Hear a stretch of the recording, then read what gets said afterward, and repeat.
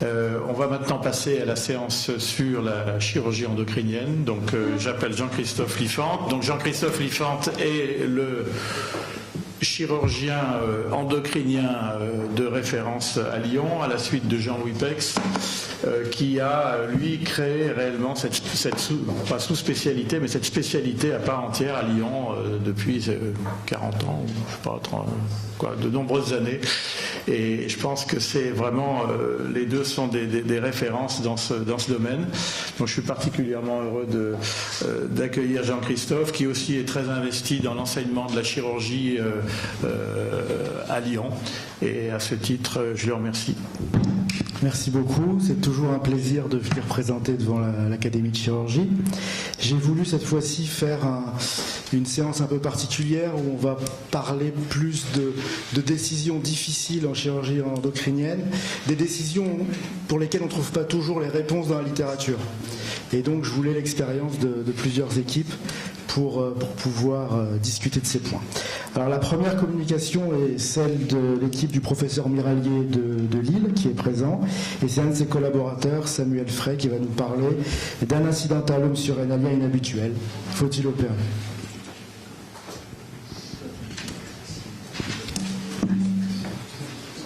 Je remercie les orateurs de bien respecter le temps de parole parce qu'on a six conférences cet après-midi, donc merci.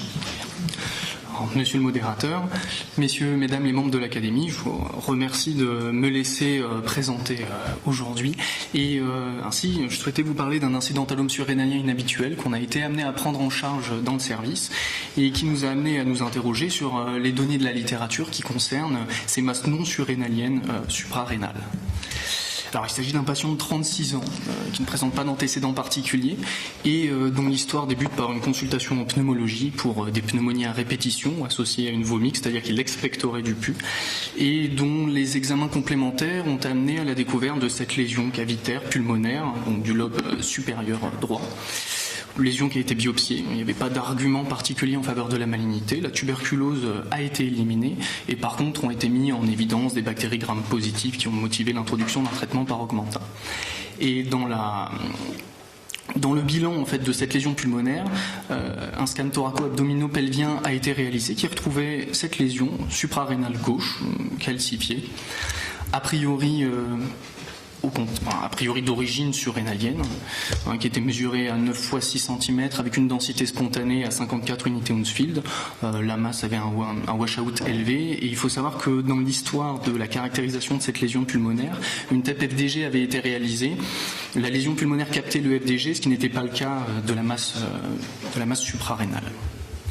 Alors, cliniquement, le patient était parfaitement asymptomatique, on était vraiment dans la situation d'un incidentalome surrénalien, et biologiquement, les dosages de rigueur ont été réalisés, donc les dérivés méthoxylés étaient normaux, le freinage minute à la dexaméthasone était normal.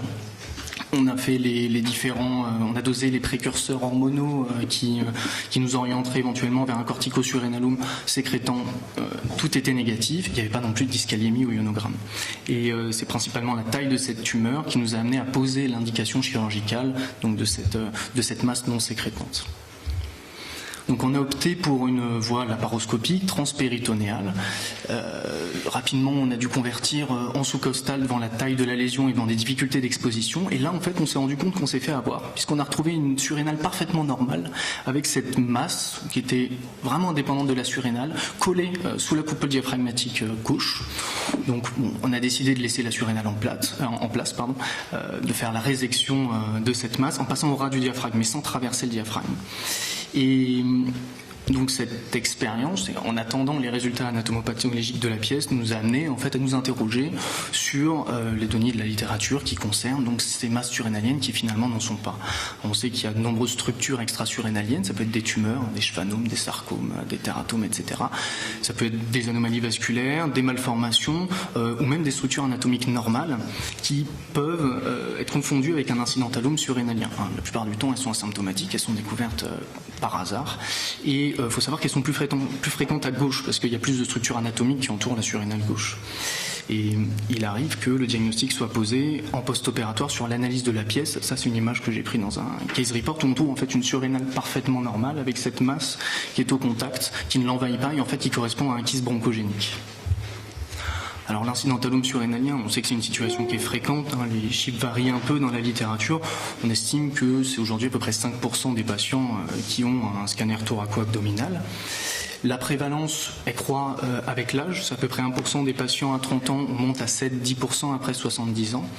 Et on estime que 6 à 7% des patients à peu près sont opérés.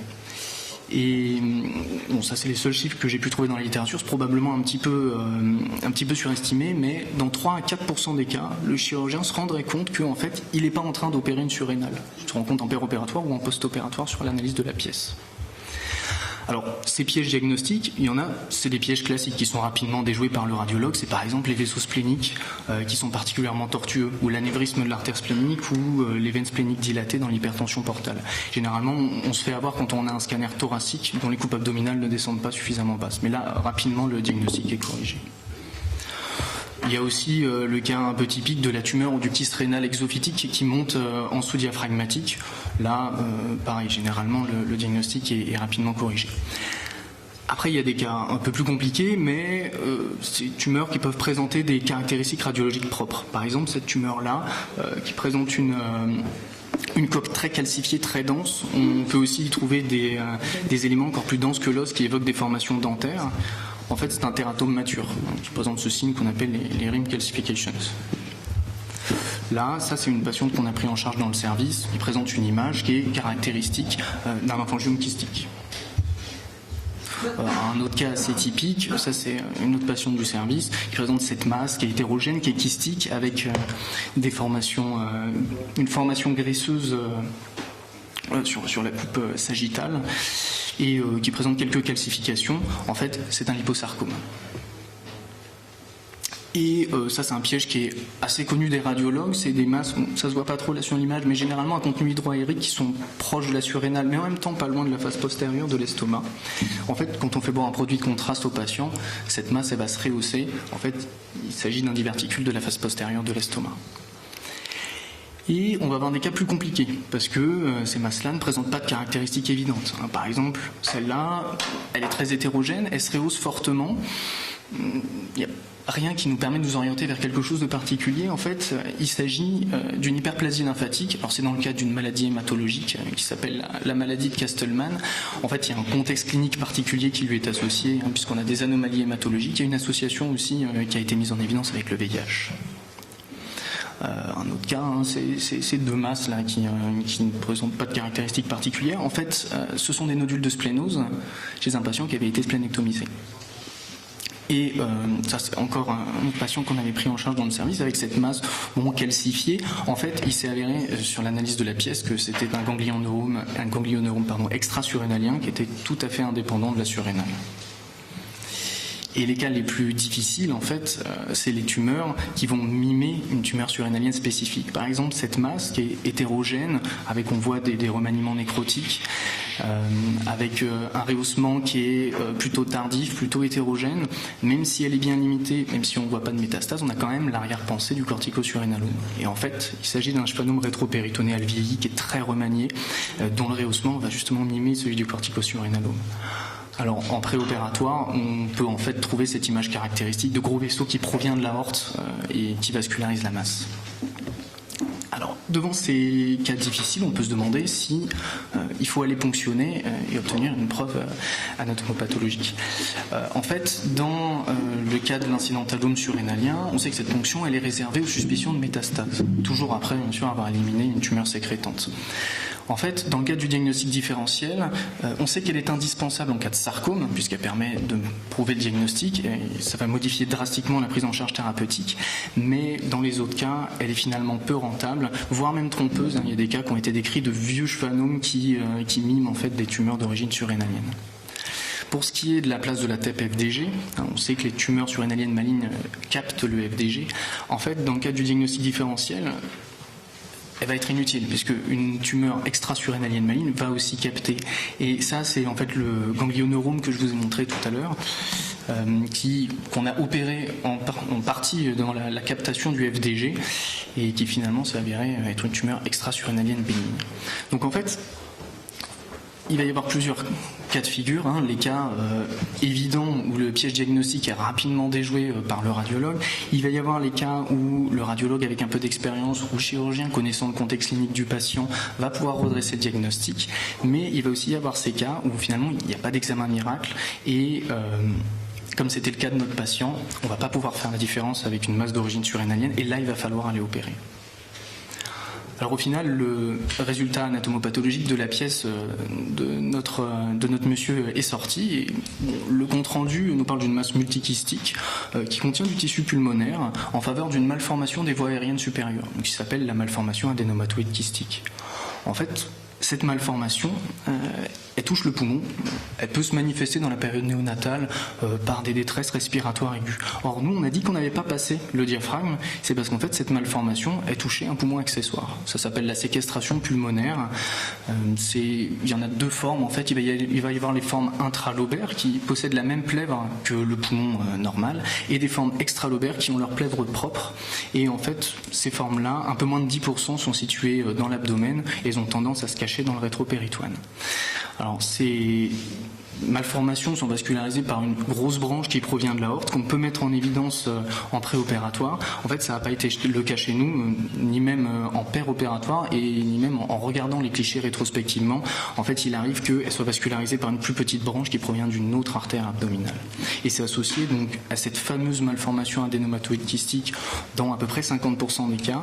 Et il y a assez peu de recul dessus, mais l'association de ces deux malformations est considérée comme un état de pré-malignité et aujourd'hui, en fait, on recommande de les opérer. Et donc au final, quand on fait un peu le tour de la littérature, on se rend compte qu'on n'est pas les seuls à avoir opéré un poumon à la place d'une surrénale. Je vous remercie de votre attention.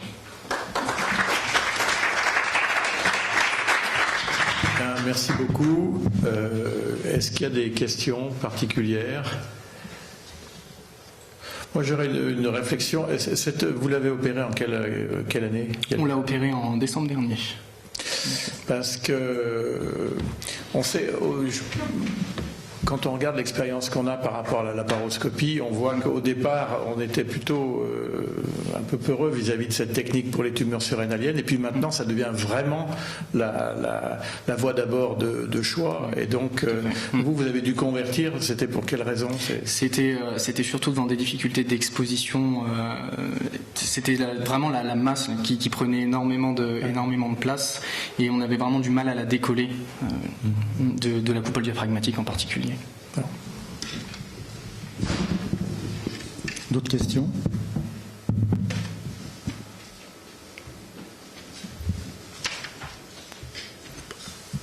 Non. Très bien, merci beaucoup. Merci.